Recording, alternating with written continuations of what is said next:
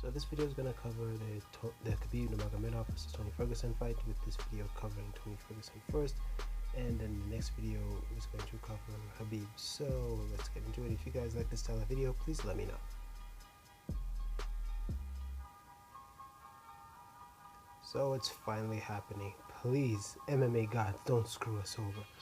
Khabib Nurmagomedov and Tony Ferguson are finally going to throw down in April. This is the 5th time this fight has been booked. For the love of God, please, please, can this fight happen?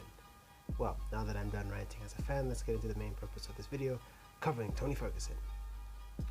As many of us already know, or if you're not familiar, Tony Ferguson is the #1 ranked lightweight. He is on a 12-fight, I believe 12-fight unbeaten streak. So we're going to be looking at his physical attributes, his style, and how that all combines into Tony Ferguson, I guess. Tony Ferguson, right off the bat, it should be noted, has one of the most active jiu-jitsu games of any MMA fighter. There are lots of MMA fighters who are good in jiu-jitsu. Jiu-jitsu is kind of a mandatory thing to know in MMA, but Tony Ferguson is lethal at it. He has quite possibly the most active jiu-jitsu game. His Kevin Lee fight was evident of that. Even when Lee took him down, Lee had to work to get into a dominant position, because Tony kept threatening submissions, which is quite impressive, considering there's this stigma that once you get taken down, ground and pound's going to finish you. So the fact that Tony Ferguson has an incredibly active bottom game, very, very impressive. But one other thing that should be noted is Tony Ferguson's insane cardio. It's talked about a lot. Tony Ferguson has a very active gas tank. He does not get tired easily. He can pour on. His output is insane, and combine that with the insane gas tank, it really is something amazing. The fact that he can put such an insane pace on guys, and he pressures them a lot. Anthony Pettis' fight was a great example of Tony Ferguson putting on an immense pressure on his opponent. Pettis, in the second round, his butt was practically glued to the octagon. But his cardio is insane. Chael Sonnen on his YouTube channel, don't know if it's a YouTube channel or podcast, has often told a story where Ferguson was training at a gym, and Ferguson was basically outpacing guys. Like 5 minutes, he's telling people next, like basically Shark Tanking.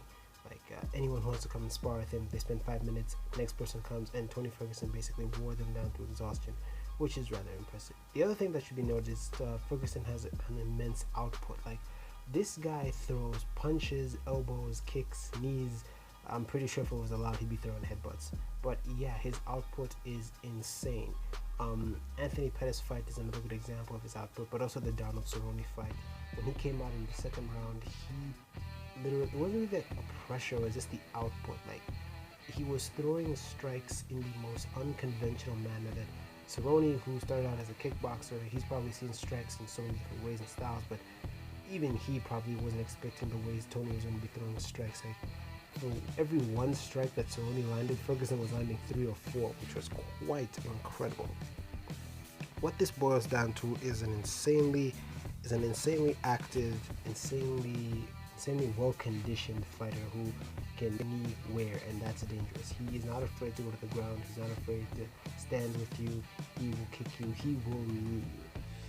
One other thing I should probably point out about Ferguson is that he is insanely strong. He's quite strong, and I feel a lot of people overlook that, mainly because also of his physique. Now, Tony Ferguson doesn't have what I would call the standard physique for what many people would expect an athlete to look like. I've covered this before multiple times on my channel, how I'm not a fan of the whole stereotype that for you to be an athlete, you have to look a certain way. I'm not a fan of that stereotype.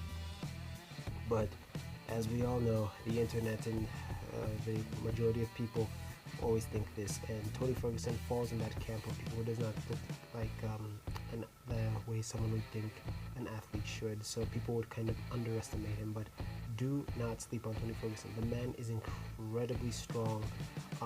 There's a video of him lifting a freaking truck tire, and that is not easy. I have tried. That is not the easiest thing in the world to lift.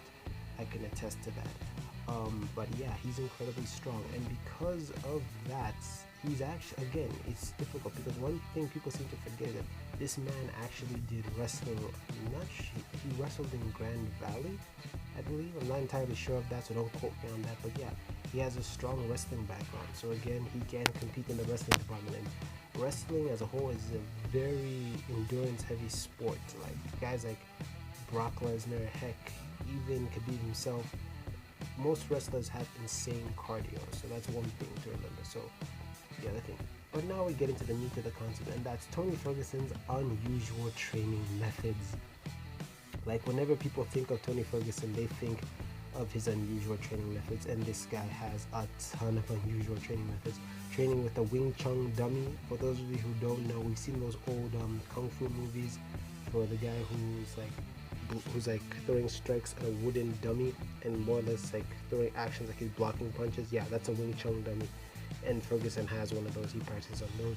He loves to dance. He's dancing. I personally believe his dancing is an active part of his training.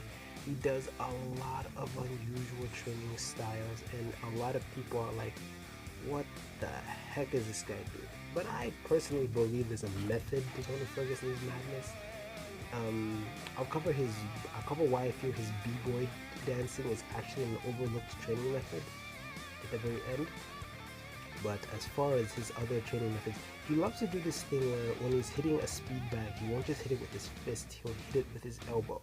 And again, this goes back to Tony Ferguson hitting in unusual angles. Sugar Ray Leonard once said that Roberto Duran was the only man he ever saw hit a speed bag with his head, and I feel that goes into that. I feel Ferguson falls into that same category.